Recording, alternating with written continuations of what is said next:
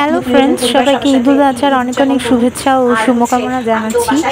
আত্মীয় স্বজন পরিবার সবাইকে নিয়ে খুব সুন্দরভাবে ঈদ উদযাপন করুন। আমার টাইম হয় না আসলে সংসারে, দ্যাটস ওয়াই আমি আজকে রান্নায় লেট করে ফেলেছি। তো থাকলে সহজেই বানাই না যায়। তো আমার যেহেতু বাচ্চারা খাবে বা রান্নার সময় আমি যেহেতু মরিচ দিব, এই জন্য এখন আমি বেশি দিচ্ছি না, 4-5টা মতো দিয়ে দিলাম। আচ্ছা, এবার দিয়ে দেবো তেজপাতা, 4-5টা তেজপাতা দিয়ে দিলাম। এবার একে একে অন্য মশলাগুলো দিয়ে দেবো, যেমন দিব গোলমরিচ, লবঙ্গ,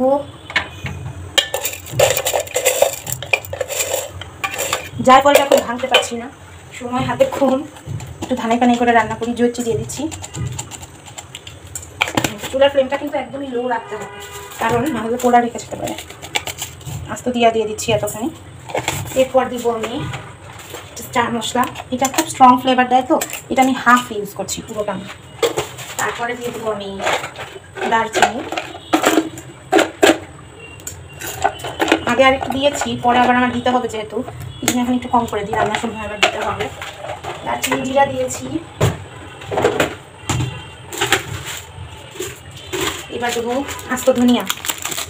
মশলাগুলো যেহেতু একটা একটা করে দিচ্ছি, আমি কিন্তু কিছুই নাড়াচাড়া করছি না, আপনারা দেখতে পাচ্ছেন, সেহেতু গ্যাসের ফ্লেমটা একদম সিমে রাখা বেটার, এতে করে মশলা পুড়ে যাওয়ার কোনো ভয় থাকবে না।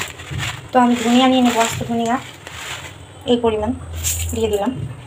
আচ্ছা, তারপরে আরেকটা মশলা আসছে যেটা দিতে হবে, সেটা হচ্ছে মৌরি, মিষ্টি জিরা যেটাকে বলে, ওটাও আমি দিয়ে দিই। আজকে আমি কেনা মশলা, যে মাংসের মশলা কেনা মশলা, ওটা আজকে আমি ইউজ করবো না। আজকে আমার ইচ্ছা হলো যে একটু নিজে স্পেশালি মশলা বানিয়ে রান্না করি, দেখি কেমন হয়। মৌরি দিয়ে দিচ্ছি, মিষ্টি জিরা।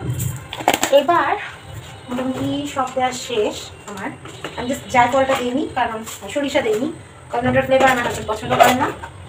যার জন্য রান্না করবো সে যদি তার মতো না হয় তাহলে তো লাভ নেই, সেই জন্য আর কি একটু দিইনি। আমি এখন সবগুলোকে একটু, এখন চুলার ফ্লেমটা একটু বাড়িয়ে দিয়েছি, বাড়িয়ে দিয়ে সবগুলো একটু তেলে নেবো, যতক্ষণ একটু সুন্দর ফ্লেভার না আসে। একটু সুন্দর ফ্লেভার আসলে দেন চুলাটা বন্ধ করে দেবো। খুব হাই হিট দেওয়া যাবে না, মিডিয়াম টু লো হিটে এটা একটু সময় নিয়ে ভাজতে হবে। বেশি হাই হিট দিলে এই মশলা পুড়ে গেলে মশলার স্বাদটাই নষ্ট হয়ে যাবে, ভালো লাগে। প্রথমে একটু মিডিয়াম হাই করে দিয়েছিলাম, এখন যেহেতু এই যে মশলার কালার চেঞ্জ হওয়া শুরু করেছে, সুন্দর একটা স্মেল আসছে, সো দ্যাট আমি এখন এটা চুলাটা বন্ধ করে আর কিছুক্ষণ নেড়ে চেড়ে, মানে মশলাটা গরম হবে, সুন্দর একটা স্মেল আসবে, এই পর্যন্ত। মশলা কোনোটাই যেন ওভার কুকড না হয়ে যায়, তাহলে স্বাদটা একেবারেই নষ্ট হয়ে যাবে, সেটা আপনারা মাথায় রাখবেন। আমি এখন চুলা বন্ধ করে দিয়েছি। এপাশে আমার একটু দেখাই দিই, এই যে পোলাও রান্না করেছি, রান্না শেষ, সাদা পোলাও রান্না করেছি, জাস্ট বেরেস্তা দেওয়া বাকি, এটাও একটু পরে দিয়ে দিব। এখন আমি গোশটা রান্না করতে চলে যাব, সো দ্যাট মশলাও আমার রেডি। আমি জাস্ট ভাতটা একটু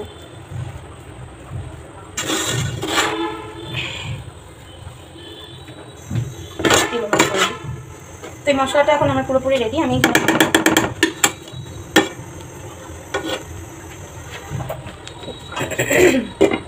আমি জাস্ট এখানে একটু ঠান্ডা করে নিয়ে এটাকে ব্লেন্ড করে নেব, ঠিক আছে? তো কেমন লাগলো আমার এই মশলার রেসিপিটা অবশ্যই আপনারা কমেন্টে জানাবেন। সবাই ভালো থাকবেন, আবারও সবাইকে জানাচ্ছি ঈদ মোবারক। এই যে মশলাটা ঠান্ডা হওয়ার পরে আমি ব্লেন্ড করে নিয়েছি, খুব সুন্দর একটা স্মেল আসে। এই হচ্ছে আমার আজকে নিজের হাতে বানানো মাংসের মশলা। কেমন লেগেছে আমার রেসিপিটা অবশ্যই কমেন্ট করে জানাতে ভুলবেন না। নতুন বন্ধুদের জন্য, পুরনো বন্ধুদের জন্য, সকলের জন্য অনেক ভালোবাসা, শুভকামনা। সবাইকে ঈদ মোবারক।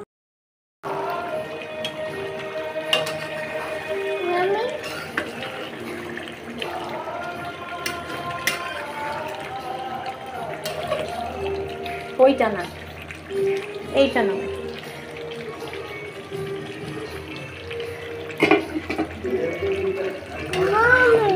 মামি আস্তে, গরম, তোমার হাতে লাগবে।